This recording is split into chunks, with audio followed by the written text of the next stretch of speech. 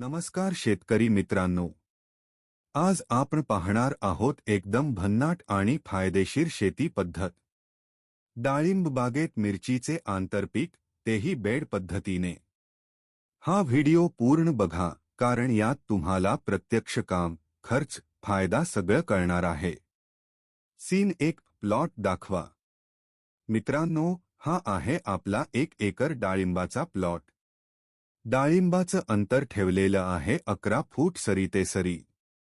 आणि या स्यांमध्ये आपण मिरचीचं आंतरपीक घेत आहोत. सीन 2 बेड तयारी. तुम्ही बघू शकता, मिरचीची लागवड आपण बेड पद्धतीने करत आहोत. बेड पद्धतीमुळे पाण्याचा योग्य निचरा होतो, मुळांची वाढ चांगली होते, उत्पादन वाढण्यास मदत होते. बेडची रुंदी साधारण 3 ते 4 फूट ठेवली आहे. सीन 3 महिला लागवड करताना.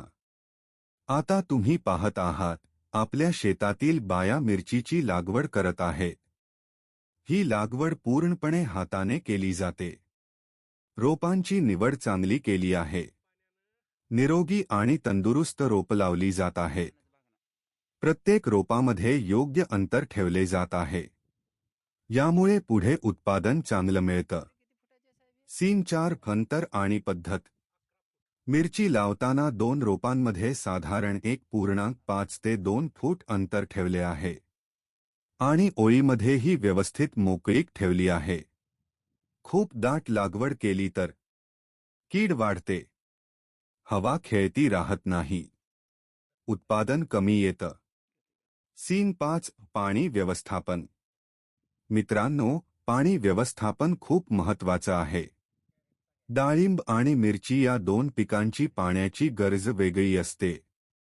म्हणून शक्यतो ड्रिप सिंचन वापरा. बेडमध्ये पाणी साचू देऊ नका. जास्त पाणी दिलं तर मिरची सडू शकते. सीन 6 खत व्यवस्थापन. खत देताना संतुलन खूप महत्त्वाचं आहे. शेणखत, कंपोस्ट वापरलं तर माती सुधारते. रासायनिक खतही योग्य प्रमाणात वापरा. मिरचीला जास्त खत दिलं तर डाळिंबावर परिणाम होऊ शकतो. त्यामुळे दोन्ही पिकांचा विचार करून खत द्या.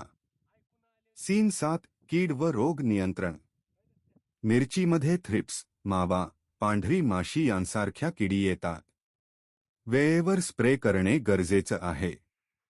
सेंद्रिय उपाय वापरले तर जास्त चांगलं.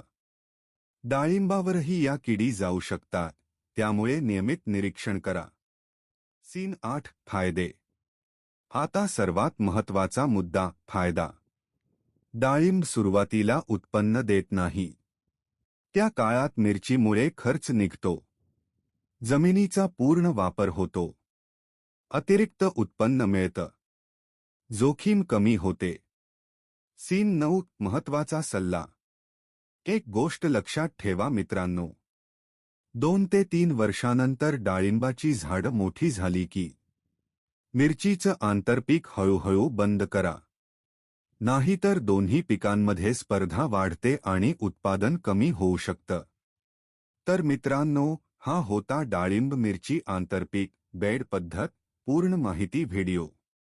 जर तुम्हाला हा व्हिडिओ आवडला असेल तर लाईक करा. आणि अशाच शेती संबंधित माहितीसाठीच नल्ला सबस्क्राईब करा. धन्यवाद.